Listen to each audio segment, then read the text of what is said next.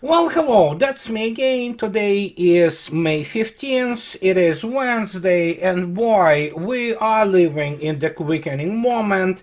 And the same as the armed forces of Ukraine front lines collapsing with incredible speed in what is now former Ukraine, with the same way we see the implosion of the old world. And you probably already saw it in the news, so you don't need me really to deliver this news because it's all over the place. The Prime Minister of Slovakia, Robert Fico, was shot. It's totally expected, considering the fact that obviously Slovakia, and as represented by his, personality and his government, is obviously, well, you cannot say that they are pro-Russians. They're still Western camp, but there is no doubt that he had a really well-weighted and realist position, and he was the one, still is, hopefully he is recovering some way.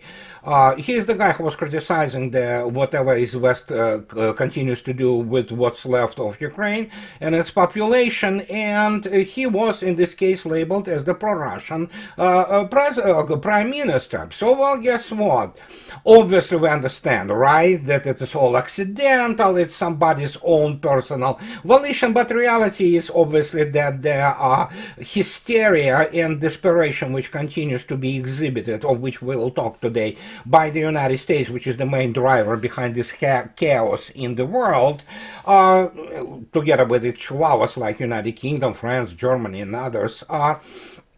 It is very simple fact that it could have been prepared by the possible. I'm not saying that it is 100% probable, but it is possible, obviously, that it could have been prepared or cooked by some special, intelligence organizations elsewhere. It could be anything. It could be from the CIA to MI6, what have you. They are really good at killing people, pretty much, So, and the people who are really not defended, and there is already the flow of information that actually the security detail of Robert Fico didn't do its job properly. But that's not the point, as tragic as it is. The point is that he was shot by the 71-year-old, evidently hippie. Well, he's not hippie, I'm just obviously being facetious, but the guy from uber pro-Western, pro-Ukrainian, liberal, some dude, and yeah, you would expect that, because, and this is just the start, expect a lot more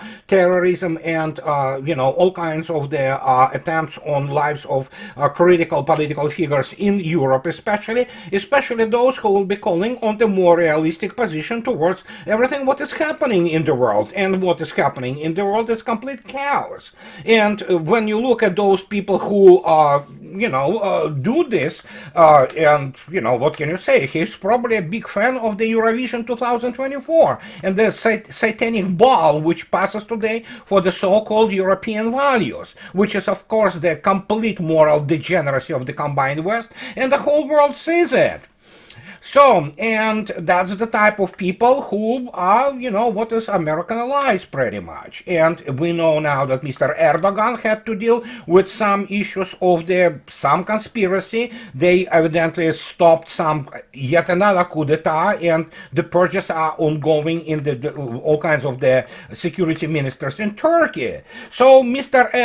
Orban has to think now really seriously twice where he wants to go if he wants to preserve Hungary as the same state, because obviously, as we will see yourself, the whole thing is just completely goes, off the rails, and it was very expected from the type of people who run the combined West today, and the only way they run it is they run it into the ground, because, well, you already know my position. I'm constantly ad nauseam on it, and I stress that those people won't be allowed to run 7-Eleven store or actually be the janitor in the local elementary school.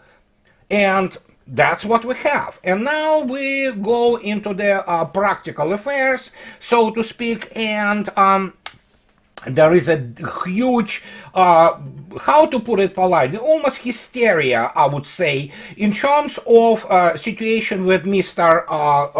Belousov been appointed to the post of Minister of Defense, and people also continue to speculate. I'm not gonna talk about and name those names. Some of those people are not necessarily bad people, but they continue to say that Shoigu somehow was removed. He was not removed, guys. He was promoted.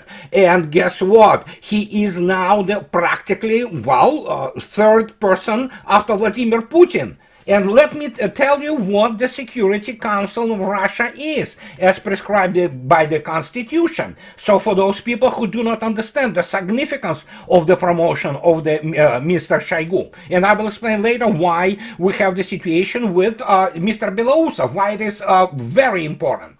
But here we are. So this is the Security Council of the Russian Federation, which is an official website which explains the statute of this organization. Look at this. Among the all kinds of the things which are prescribed to this Security Council, look what we have. It's the purpose of the existence of the Security Council is providing conditions for the implementation by the President of the Russian Federation powers in the field of ensuring national interest and security of the individual, society, and the state. Other types of security provided for by the legislation of the Russian Federation, as amended by presidential decree of the Russian Federation in 2020, in preparation, obviously, to, situation we are all living now in. And here it is, the formation of state policy in the field of ensuring national security and control over its implementation, forecasting, identifying, analyzing, and assessing internal and external threats to national security, assessment of military danger and military threat, other internal and external threats for the development of the country generally, preparation of proposals for President of the Russian Federation on measures of the prevention and elimination of emergency situations and overcoming their consequences, on the application of special economic measures to ensure national security, on the approval of the clarification of the national security strategy, formation of the main directions of the state foreign and military policy, coordination of the activities of federal executive bodies. So if you will continue to read this, you will understand. Mr. Shoigu became the number 2 person. He is third from the president and number 2 person in the Security Council, which is the main strategic body which deals with the national security of Russian Federation. So this is real promotion. This is huge. He is now next to Putin. And by the way, Mr. Patrushev hasn't been removed anywhere. He became the personal aide of Mr. Putin. So we're looking at this reshuffling in the Russian government, and people still do not have comprehension of why it has been done so. Well, guess what? Today Vladimir Putin personally went on record about the appointment of Mr. Belousov as the defense minister. And you know what the first point of the reasoning was? Much larger sums of money are going to Ministry of Defense, and they require an extraordinarily strong economist and economic strategist to be at the helm of it, obviously preventing also the corruption, as for example 2 of the high-ranking generals have been already caught. So why it is happening? Well, these are bad news for combined West. Russia is not preparing war with Ukraine. I mean, Ukraine is defeated for all intents and purposes. It's just a matter of how they're going to be basically arranging the complete destruction of the American influence in the Eastern Europe, and NATO goes with this. But it's not just about that. It is about the fact that West, yet again, when you look at those people who run there, from military top brass to all kinds of the politicos, they have no clue what they're dealing with. They don't know what strategy is. These are the guys who have no education, no experiences. They are very uncultured. They know only PR, and they miscalculated strategically, because the whole idea behind this adventurism and war crime, actually, crime against humanity, I will explain why, in Ukraine was that Russia will collapse. Russia, not only Russia didn't collapse, it's booming economically without straining the population. And guess what? Now gigantic sums of money will go into the implementation of yet another innovation and modernization of the armed forces of Russia, based also on the experiences of the special military operations. And this whole thing is beyond West technological and financial and economic capability, United States including. And that's why they are so sad, those analysts and all those fanboys from all those think tanks who never had a clue what real strategy is, what real economy is, and what real military art and strategy are. But you know what can I say? So Mr. Belousov comes out and spoke yesterday, or 2 days ago, I believe. No, yesterday actually. He spoke about what I was talking about for so many years. You can go to my blog and see it for yourself. I was writing about this in 2015, 2016, already saying that basically the West was in the stage of the complete disintegration and degeneracy. And here it is, Mr. Belousov, while talking to the Federation Council people, speaking to them, he talks about that Russia can preserve traditional Western values. New defense minister in quotes. This is RT reporting it. And guess what? He is absolutely correct. As I already stated, and I use this term, ARC, since 2016. So maybe I was the first one who even used it, that Russia is an arc. Russia is an arc for Western civilization. Remember this funny proverb everybody thought at that time, some kind of the wise man from Russian Orthodox Church in Middle Ages, somewhere like in 14th or whatever, 15th, 16th century, saying that there were, there were two Romes, Russia is the third Rome, and the fourth will never, appear. Well, who knows? Maybe it wasn't after that kind of, stupid saying after all. Because, and yes, there are rivers now. They are still not huge, but they are rivers. They're not creeks anymore of the very many normal European people just migrating to Russia, especially expecting the serious, earth-shaking the political and economic instability which is unfolding in the Western Europe and in the United States. So, across the board, when we have now the situation with Russians, how to put it politely, taking now the Volchansk, as you can see yourself, and we have this range. I deliberately put the range here. It's, as you can see yourself, 35.84 miles or 57 kilometers from Volchansk, which is now in Russian hands, to Kharkov, to the center of Kharkov. Obviously, Russians are not going to be shelling Kharkov, albeit, they hide as traditional, it's NATO tactics, hide behind civilians' backs. But because of Russian movements and advances in the Kharkov area, the Russians advance everywhere, including in, for example, Zaporozhye and all other places. This is what, flexibility, strategic flexibility allows you to do. But that range is very important. The reason it is important, because obviously it was from the Kharkov and partially Sumy region of Ukraine, which probably Sumy will be the next axis of assault by Russia, attacks on Belgorod and partially on Kursk. And here we have the situation. Suddenly, everything which will be in this range will be dealt with now much more fire productive. Fire production is obviously the amount of the firepower you can deal with or deal to enemy within the unit of time. And guess what? Here comes this lovely thingy, which I spoke about it. This is Koalitsia. And Koalitsia SV is now in serial production from December 2023 and arrives into the frontline troops with industrial quantities now. So it's not anymore like 10, 15 things. It's more like, probably hundreds or something like that. And guess what? As you can see yourself, that it's army technology. You see, so you cannot blame me that I make these things up. This thing, when firing RAPs, rocket-assisted projectiles, has a maximum firing range 70 kilometers.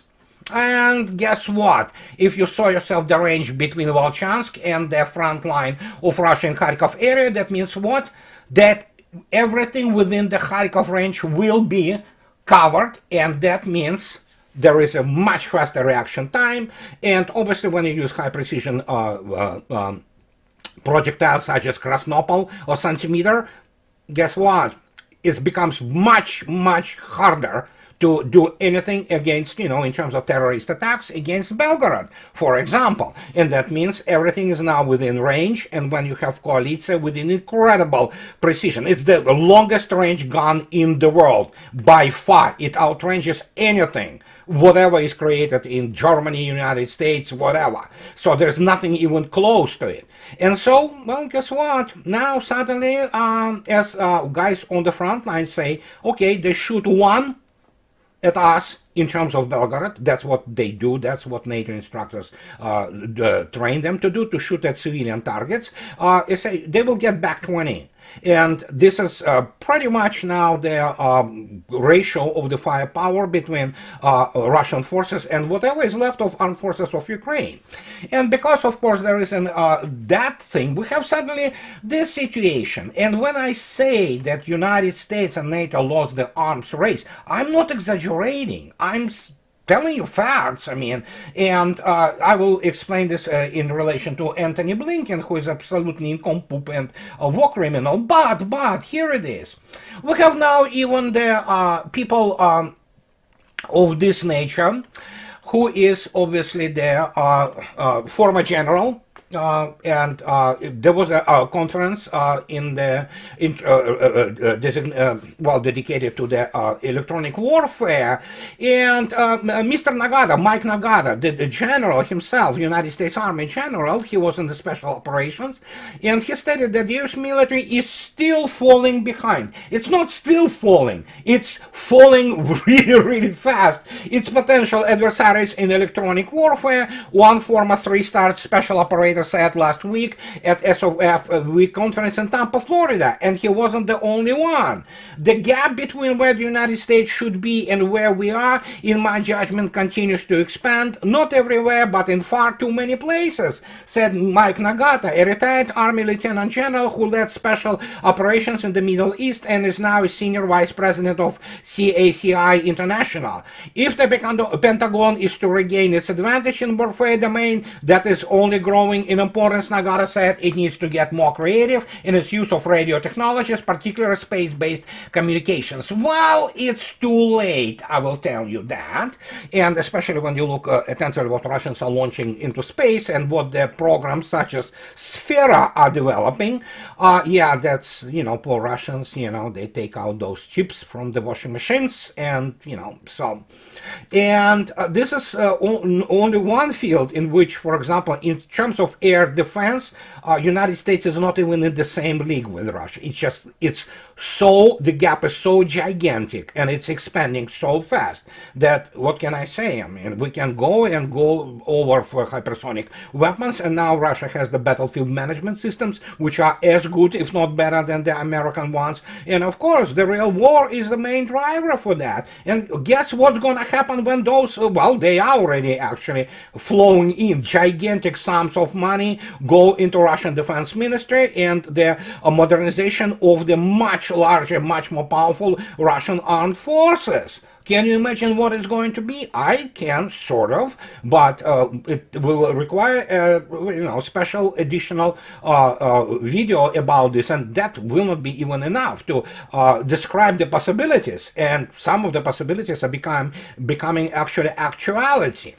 And so, if that hasn't been enough, we certainly have the situation with Mr. Blinken going to Ukraine. he was actually, yeah, we'll talk about it. So, US promises new Ukraine weapons will be game changer. Well, that's what they all say. While no official statements have been yet released regarding Blinken's meeting with Zelensky, the Associated Press and Reuters have reported he told Ukrainian leader that in near term the assistance is now on the way. Some of it has already arrived and more of it will be arriving, adding that it's going to make a real difference against the ongoing Russian aggression on the battlefield. Well, it's Anthony Blinken. He probably has a very big issues of solving with the simplest linear equation, so he has no clue what he's talking about, as most of the people in Washington. But there is nothing which United States can provide short of nuclear weapons, which will be game changer for Ukraine or whatever is left of this state. So yeah, good luck with this.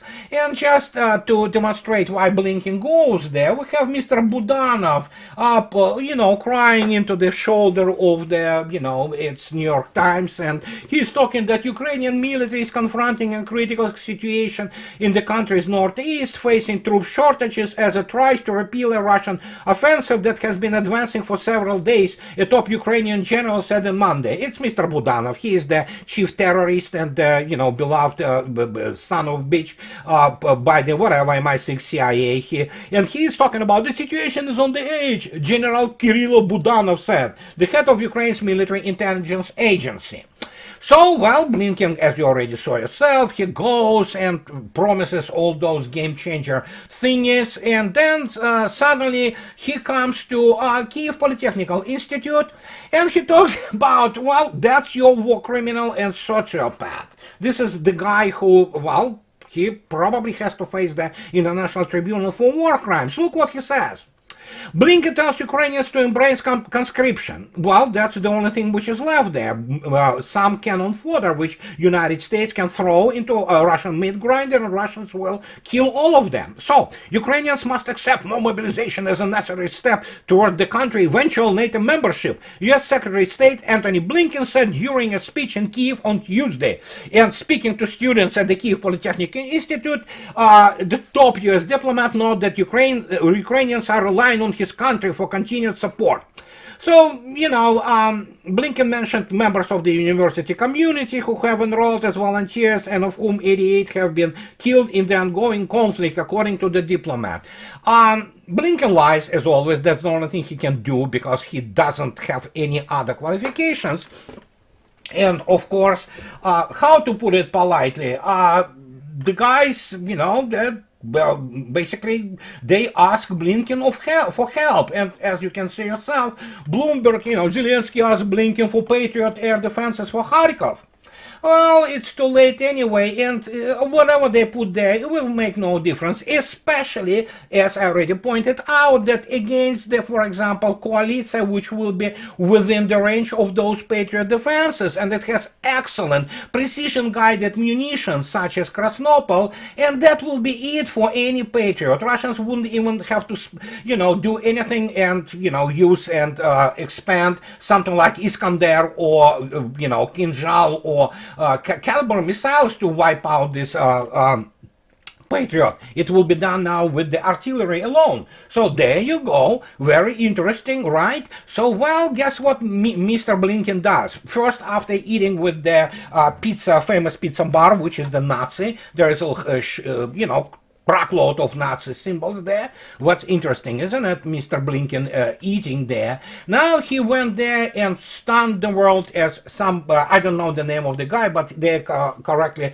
stated that Blinken given it's not uplifting. I heard him playing and singing. Blinken given an uplifting rendition of Neil Young's Rockin' in the Free World in a Kiev dive bar. That's how to put it politely. What you wanted, weapons and money. I'll come to give you a song instead. This is the level of the state officials in the United States today, and actually, if Blinken wouldn't be stupid as he is, which most of them are anyway, he would know that what he is trying to pretend here, if he reads the freaking lyrics of the Rockin' in the Free World, he would have to understand and recognize he's the guy actually who is responsible for the events which are happening and being described in the Rockin' in the Free World, and they are about about America, about disintegration of the United States in economic, moral, aesthetical, what have you forms. But no, the guy has no clue, which most of them don't. And so that's what we have now. Suddenly we have all those officials. The Blinken, the only method he has is just basically to throw what remains of the mobilizational level population of Ukraine, which probably they count now old people. We know that. You have people who have lost actually most of their limbs, and they are still actually enlisted back. They drafted into the rear services. So that's the type of the war which these people in Washington and London, planned. I mean, they planned obviously different thing, but because they live in the, wet dreams, magical thinking, they have no clues. And when you look at the level, for example, of what is being presented by the, let's say in London, this Royal United Forces Institute, United Services Institute, I mean, good God, I mean, these people are just amateurs, I mean, complete. So you had the amateurs who decided to play the serious game. But when you have your history completely confabulated, when you think that you are such a big, strong thing, you don't understand what real meaning of the real war, real victory, real effort, economic and financial, what have you, is. So the result is, into your face. And the into your face is, as we already saw, like Robert Fico, I don't think so it was accidental. There was obviously some people who guided this insane moron of 71 years old of trying to shoot, he shot actually Prime Minister. I hope so he recovers. We have the situation with Turkey, and things go on and on and on. And if to demonstrate to you which is, by the way, although it's not West, it's supposedly global South, but to demonstrate to you intellectual and level of those people who run the Western world today. Here it is. It's Argentina, obviously, but hey, you know what? We know who Mr. Milei, whatever the name of this, Mets SOB is. Argentinians elected him, so let Argentinians, enjoy that. But look at this. The three conspiracy theories spread by National Deputy Lila Lemoyne in this viral video are misinformation. If you have only a few seconds to read these lines, as a result of her appointment as the first secretary of the Commission on Science, Technology and Productive Innovation of the Chamber of Deputies, a video of Lilia Limon published on January 2019, when she was not yet an official, began to go viral. And there she talks about, guess what, 3 fundamental theories she believes in. One of them, of course, is flat Earth. Okay, so what can I say? That flat Earth, that man did not reach the moon, and that Antarctica is a wall of ice around the flat Earth. Well, guys, this is the level of Annalena Baerbock. It's probably the level of Olaf Scholz. Definitely Rishi Sunak, Boris Johnson are around it, but this is the best yet. Well, this, and of course Anthony Blinken promising something which doesn't exist in American arsenal and not gonna exist for a while, if ever, to game change anything. But here it is. These are the people. Flat Earth. There you go. I'm pretty sure now my discussion board under this video will light up with the flat earthers coming and trying to prove that, Earth is indeed flat. But that's what actually people in MI6 and CIA thought too. Evidently they thought that, Earth is flat. Russia's economy is the size of economy of Netherlands or Italy at best. Well, actually, Russia, by the size of her economy, probably this year, maybe next, will overtake Japan, and will become the largest, 4th largest economy in the world.